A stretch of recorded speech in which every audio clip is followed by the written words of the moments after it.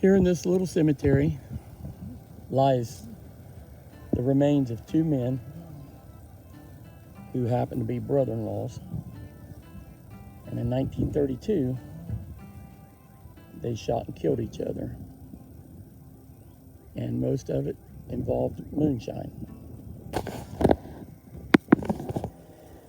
This grave here is of James Baxter. We always refer to him as Uncle Jimmy. He was born November 17th, 1880, and died July 17th, 1932. This is the grave of his wife, Cora. And you can see she died in 1978. Uncle Jimmy, as we always called him, by all accounts and by even newspaper clippings, was a good citizen and a good man. But on July 17th, 1932, him and his brother-in-law, we'll just go right up here and show you.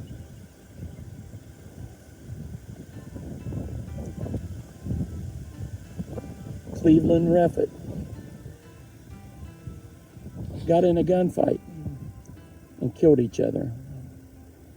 Cleveland Reffitt was a known drunk, and he would get drunk and beat his wife and kids. And his wife, Mary, was a sister to Uncle Jimmy's wife, Cora. And whenever Cleve would get drunk, he would come home and he would beat his wife and kids. This was around Prohibition era. It was in the middle of the Depression. And the only whiskey that he could get would have been moonshine. And it made him mean. And he would beat his wife. So she had gotten into the habit of leaving the house and going to her sister's house, her sister Cora and Uncle Jimmy's house, to get away from him so that she wouldn't be beat and her and the kids would be safe. And on July 17th of 1932, Cleveland Reffitt went out and left the house, went out to get drunk. And when he came home, he found the empty house and knew where his wife and kids was. And so he went to the local barber, is what was passed down to me. And he forced the barber to measure him for his coffin. The barber asked him, said, well, what are you going to do? What's your plans? And he said, Jimmy Baxter has been meddling in my affairs and I don't like it.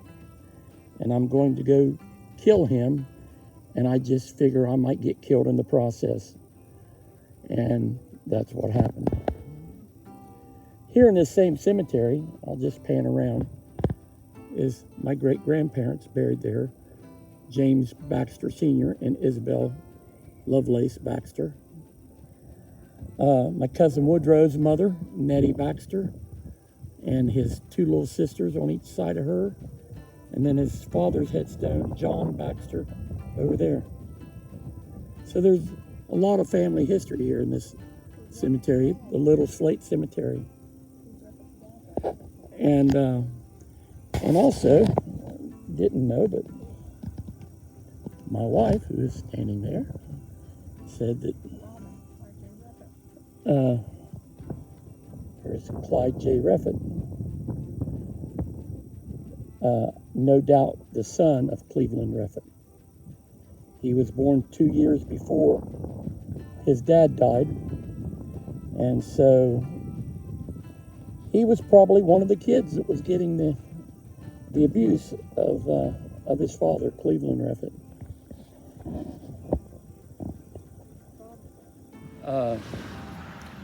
My dad was born August 1st, 1932.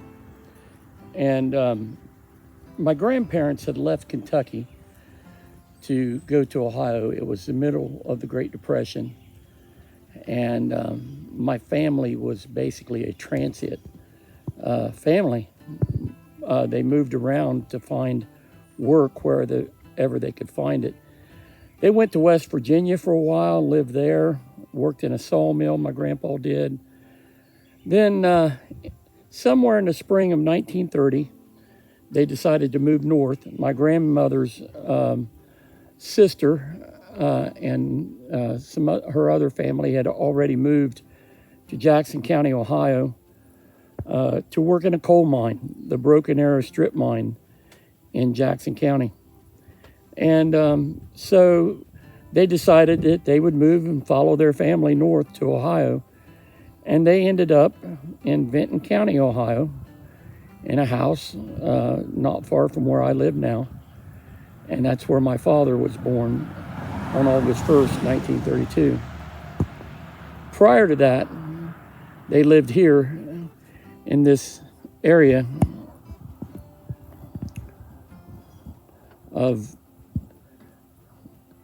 let's pan around this way, of Johnson Station. There's this little church here. And then right behind me is the house where Uncle Jimmy Baxter and his wife Cora and their children lived. So we'll be talking to Danny Whitaker here in just a few minutes, and he is the grandson of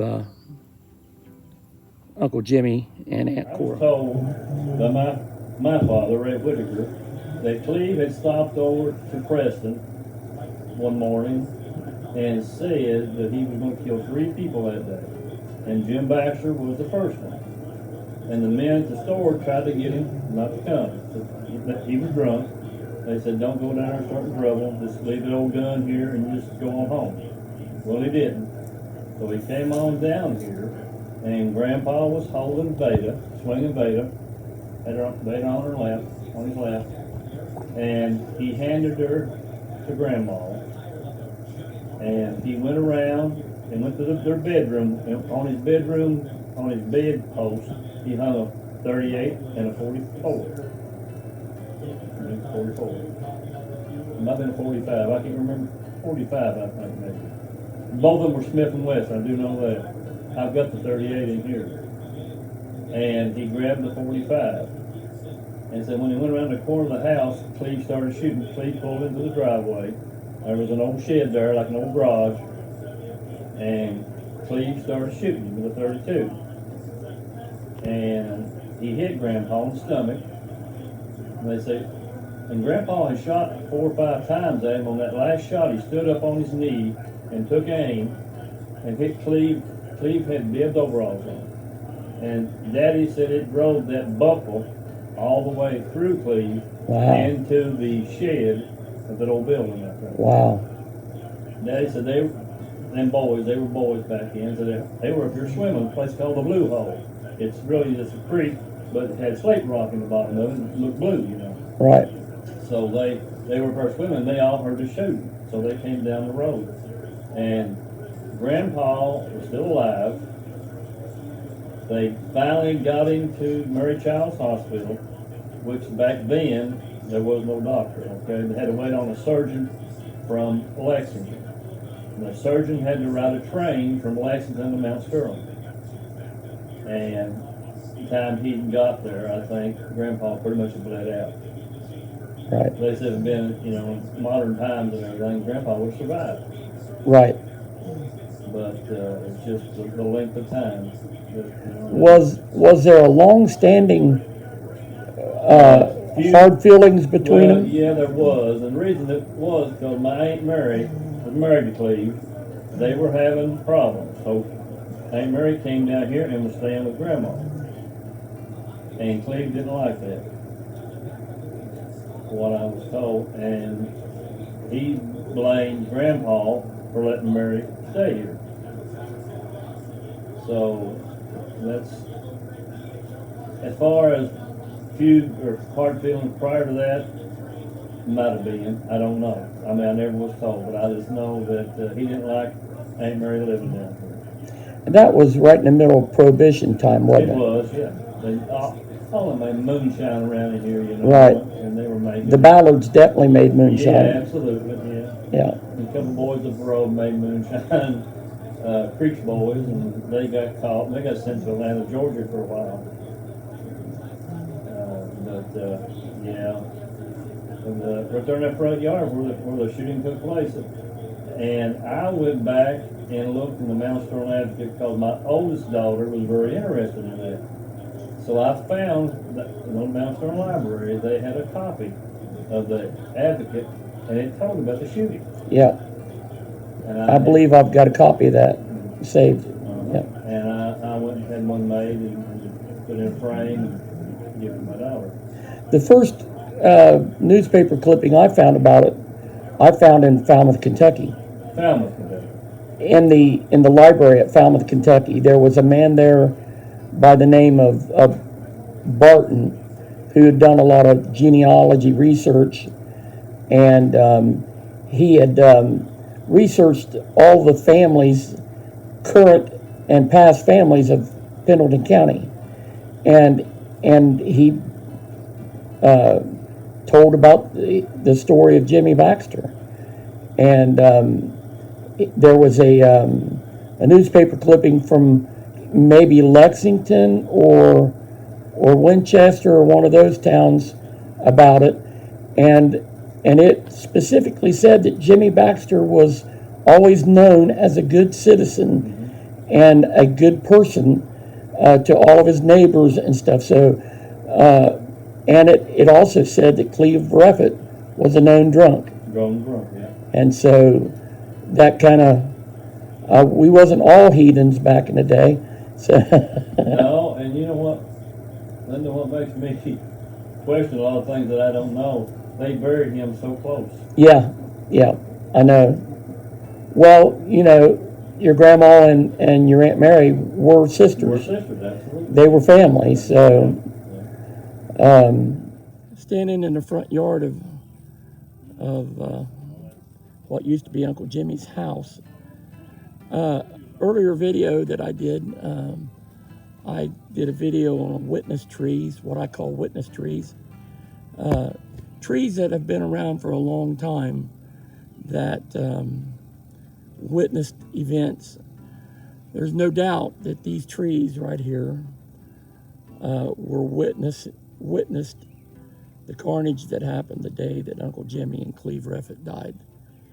And there's probably maybe a bullet or two lodged in one of these trees from that time.